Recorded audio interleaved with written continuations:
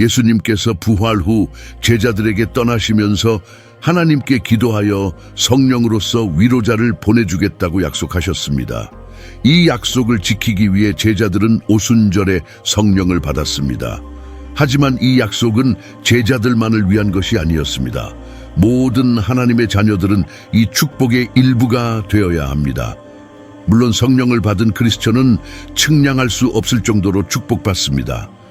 이는 단순히 방언을 말하는 것을 넘어서며 제자들이 성령을 받은 후 변화를 겪고 권능과 지혜를 얻었으며 자신감이 생겼던 것처럼 많은 일들이 일어났습니다. 그러나 불행히도 요즘 많은 크리스천들이 이러한 경험을 하지 못하고 있으며 방언을 한다고 해서 성령을 받았다고 주장하는 많은 사람들은 변화를 경험하지 못하고 있습니다. 디모데후서 3장에서는 경건의 모양은 있으나 경건의 능력은 부인하는 사람들을 언급하고 있습니다. 그렇다면 어떻게 하면 당신이나 당신 가까운 사람이 하나님의 성령을 받았는지 알 수 있을까요?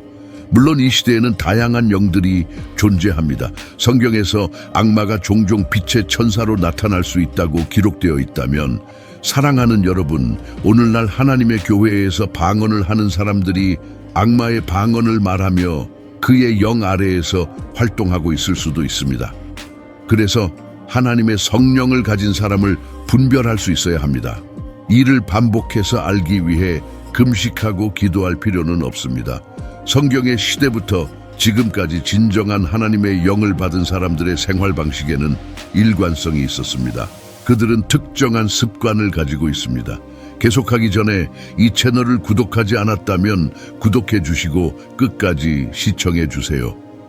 이 메시지는 여러분의 영적 삶을 변화시킬 강력한 내용입니다. 성령으로 진정으로 채워진 사람의 습관은 무엇일까요? 첫 번째는 성령의 은사의 증거입니다. 성령의 존재는 당신 안에서 특정한 자질의 발현에 영향을 미칩니다. 이는 성령의 열매를 맺는 데 큰 도움이 됩니다. 이러한 것들은 갈라디아서 5:22-23에 나와 있습니다. 성령의 열매는 사랑, 기쁨, 평화, 관용, 친절, 선함, 신실함, 온유, 절제입니다.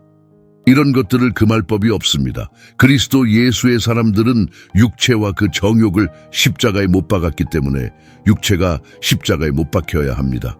성령으로 가득 차면 하나님의 사랑이 항상 당신의 삶을 둘러싸게 되며 이것은 그치지 않고 당신이 접하는 사람들에게도 영향을 미칩니다. 인간의 관점에서 사랑을 보면 주변 사람들에 대해 신경 쓰지 않을 수도 있습니다. 육체는 자신의 욕망에 집중하고 타인의 고통에는 신경을 쓰지 않을 수 있습니다. 더욱이 사랑을 베푸는 사람을 선택하게 됩니다. 그러나 성령은 당신이 믿음, 인종, 배경에 관계없이 모든 사람에게 진심 어린 사랑과 연민을 확장할 수 있게 합니다. 당신의 행동이 성령에 부합하므로 무조건적으로 다른 사람을 섬기고 공감하게 되며 결과적으로 당신은 당신의 세대에 빛나는 존재가 됩니다. 믿음, 기쁨, 평화는 삶의 폭풍 속에서도 중요합니다. 믿음은 존재하지 않는 것을 믿도록 자신을 강제하는 것입니다. 실제로 물리적인 증거 없이 하나님을 신뢰하는 것은 하나님의 은혜가 필요하며 이 신뢰는 당신의 삶에 성령이 있을 때 가능해집니다. 성령은 산을 옮길 믿음을 심어주며 하나님을 신뢰할 때 두려움에서 벗어나 혼란 속에서도 평화와 기쁨을 경험할 수 있게 됩니다. 이는 모든 것이 원하는 대로 진행될 때 느끼는 평화가 아니라 전쟁 속에서도 느끼는 평화입니다. 주변에 문제가 있어도 차분함을 유지하고 확고하며 자신감을 가지는 것 또한 하나님이 통제하고 계시다는 희망을 갖는 것이 성령의 평화입니다. 이 평화는 단순히 마음을 지키는 것을 넘어서 상황에 의존하지 않는 기쁨을 동반합니다. 이 기쁨은 고통, 시험, 슬픔을 견디며 그리스도가 모든 것을 정복하셨다는 확신에서 나옵니다. 이 기쁨은 다른 사람들을 당신의 평화와 기쁨의 근원에 대해 질문하도록 이끌어 하나님께로 인도합니다. 얼마나 놀라운 삶의 방식입니까?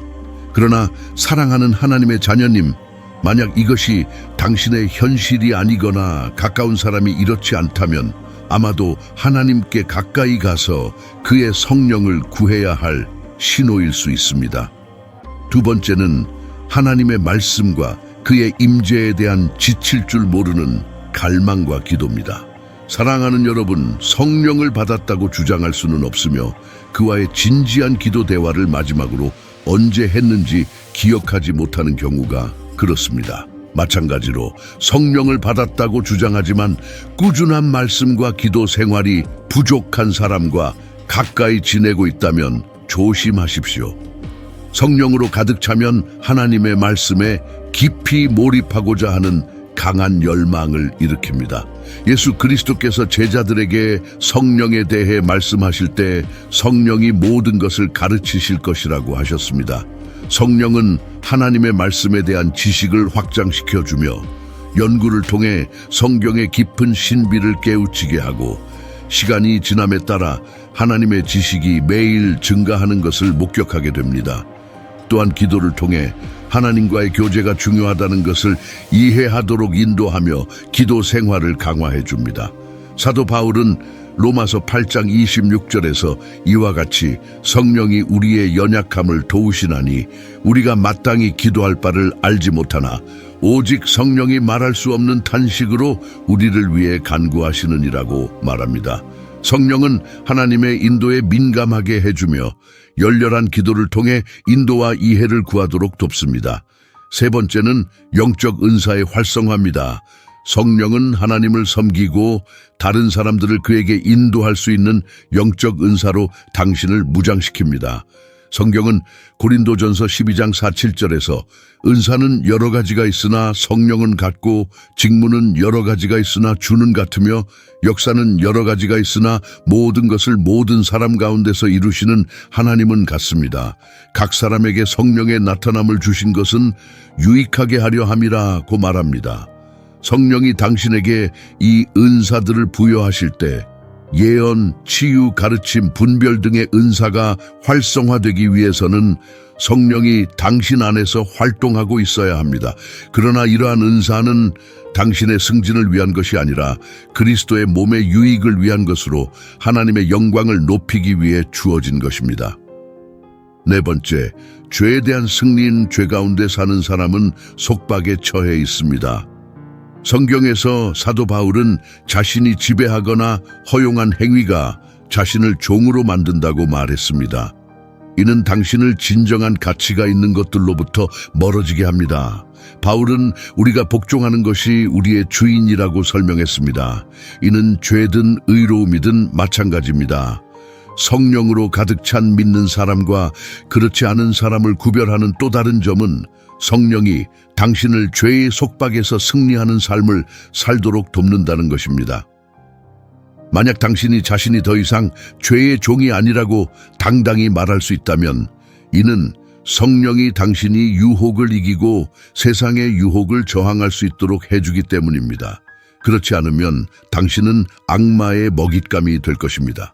성령을 가진 사람들은 의에 대해 더 민감하고 항상 하나님과 함께 걷고 그의 명령에 순종하려는 열망이 큽니다. 다섯 번째, 평화의 복음을 전하는 담대함.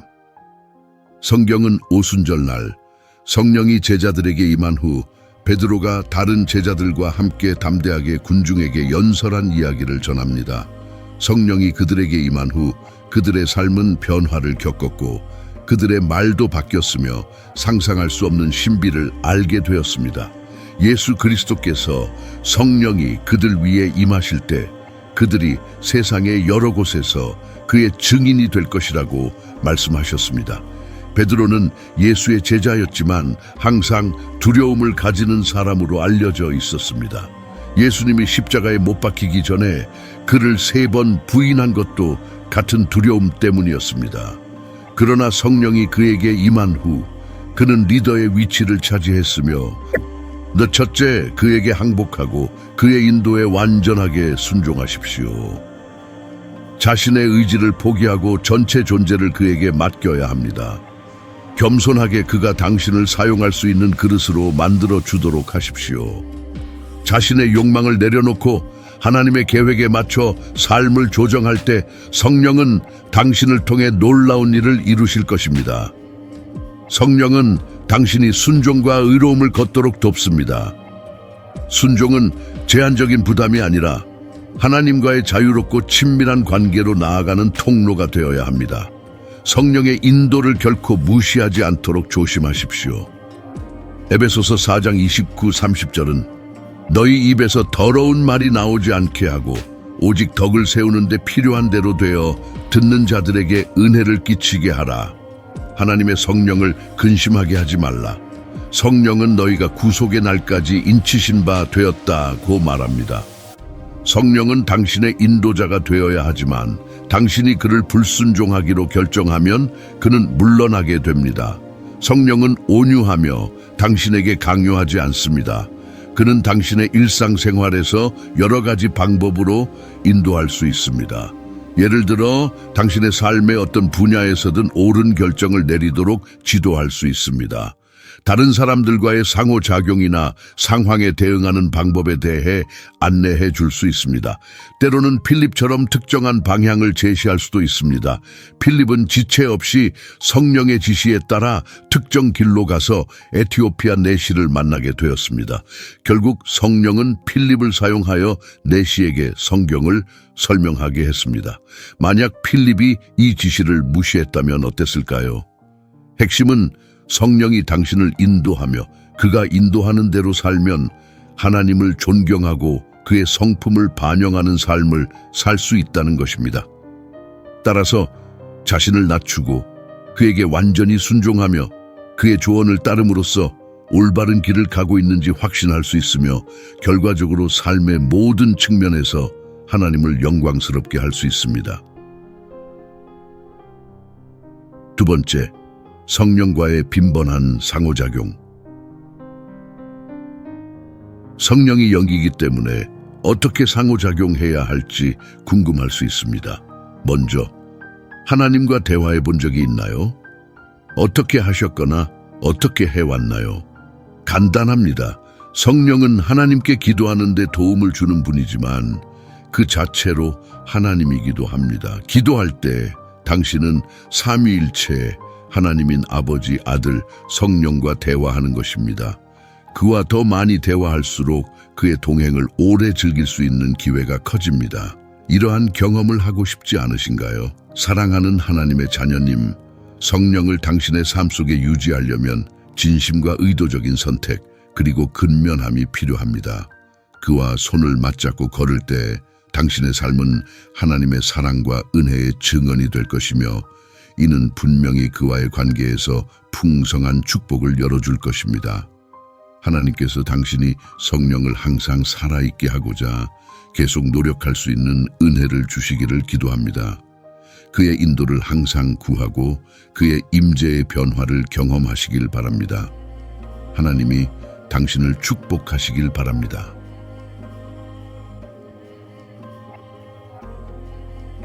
기도합시다. 사랑하는 아버지, 제 삶에 대한 끊임없는 사랑과 은혜에 감사드립니다. 당신이 제 안식처이시며 제가 여전히 살아있는 유일한 이유임을 인정합니다. 제게 싸워주신 모든 육체적, 영적 전투에 감사드립니다. 신성한 공급, 보호, 인도에 감사드립니다. 영원히 당신의 이름이 찬양받기를 바랍니다. 제 가족, 친구들, 그리고 제 삶에 접촉해 주신 모든 분들께 감사드립니다. 어떤 이유로든 제 삶에 접근할 수 있도록 허락해 주셔서 감사합니다. 제가 넘어질 때가 많았지만 쓰러지지 않았던 많은 순간들에 감사드립니다. 기도문. 주님, 제가 드릴 말씀이 없지만 오직 감사의 마음만을 가지고 당신께 나아갑니다. 제 자신을 당신께 드리고 자비를 구합니다. 당신의 말씀에 따르면 내가 죄가 없다고 주장하면 당신을 거짓말쟁이로 만드는 것이라고 하셨습니다. 제 죄를 정결하게 하시고 당신의 피로 저를 씻어 주시옵소서. 모든 죄악된 습관을 제거해 주시고 당신의 이름에 영광을 돌릴 수 있는 합당한 그릇이 되게 해 주십시오. 제 삶의 모든 고 퍼시스턴트한 죄를 당신의 발 앞에 두고 용서해 주시고 다시는 죄를 범하지 않을 수 있는 은혜를 주시옵소서. 하늘에 의로우신 하나님, 성령의 선물에 감사드립니다. 저에게 위로자를 보내주셔서 감사합니다. 성령님은 제 친구이자 인도자이셨습니다. 성령님을 통해 경험한 변화를 감사드립니다. 주님께서 저를 새롭게 인도하시려는 방향으로 걸을 수 있는 새 힘을 주시고 앞으로의 과제를 수행할 수 있는 능력과 강건함을 주시옵소서. 당신 없이는 저는 아무것도 아닙니다. 주님, 계속해서 저를 올바른 길로 인도해 주시옵소서. 제가 맡은 어떤 사명이든지 실패하여 이제는 부담처럼 보이는 것들에 대해 은혜를 주시어 그것을 받아들여 끝까지 완수할 수 있도록 도와주십시오. 주님의 말씀의 진리를 제 눈에 열어주시고 그 진리가 제 삶의 중심이 되게 해주십시오. 모든 일에서 주님을 항상 바라보며 아무리 어려운 일이 있더라도 기꺼이 희생할 수 있는 마음을 주시옵소서. 사랑하는 성령님, 당신이 인도하실 때 제 마음이 알아차릴 수 있도록 도와주시고 제가 알아야 할 모든 것을 이해할 수 있도록 제 영적인 눈을 열어주시옵소서.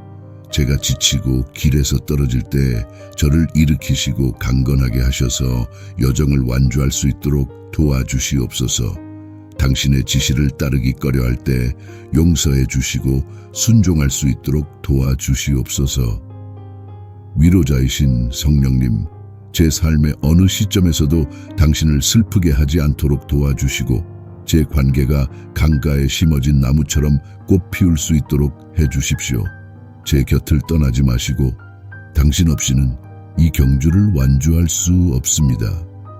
당신은 하나님의 소중한 선물이며 저는 당신을 소중히 여기고 있습니다. 사랑하는 성령님, 저의 변호자가 되어주셔서 감사합니다. 아멘. 이 비디오가 축복이 되셨다면 좋아요를 눌러주시고 댓글을 남기며 구독해 주세요.